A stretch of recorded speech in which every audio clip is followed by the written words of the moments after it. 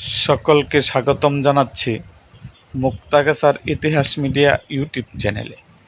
মুক্তাগাছার ইতিহাস media YouTube চ্যানেলে আজকের আয়োজনে থাকছেন বাংলাদেশের মাননীয় প্রধানমন্ত্রী জনাব তারেক রহমানের স্ত্রী ডক্টর জুবাইদার রহমানের পরিবার সম্পর্কে। তাহলে চলুন শুরু করি ভিডিওটা। মাননীয় প্রধানমন্ত্রী তারেক রহমানের স্ত্রী হলেন ডক্টর জুবাইদা রহমান।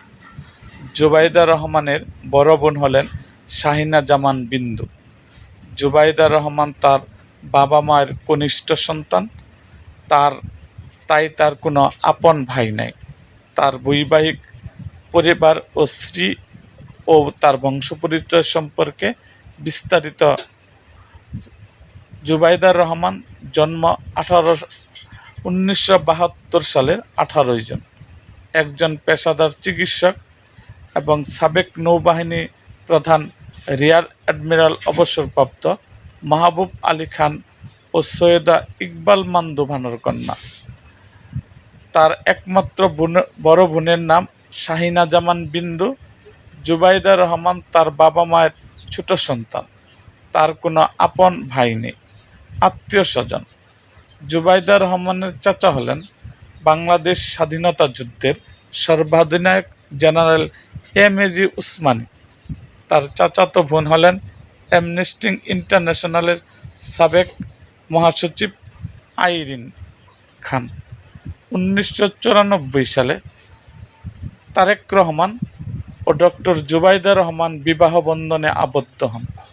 তাদের একমাত্র কন্যা হলেন ব্যারিস্টার জাইমা রহমান। জাহাঙ্গীর আলী খান চাচাতো ভাই। তিনি ডক্টর জুবাইদা রহমানের চাচাতো ভাই, যিনি পারিবারিক বিভিন্ন বিষয় ও তাদের পৈতৃক সম্পত্তি রক্ষণাবেক্ষণের দায়িত্বে যুক্ত রয়েছেন। ডক্টর জুবাইদা রহমান ও শাহিনা জামান বিন্দুর পিতা ছিলেন বাংলাদেশের সাবেক নৌবাহিনী প্রধান এবং যোগাযোগ ও কৃষিমন্ত্রী রিয়ার অ্যাডমিরাল মাহবুব আলী খান। তাদের কোনো পুত্র সন্তান না থাকায় এই দুই কন্যা সন্তানই তার উত্তরসূরি।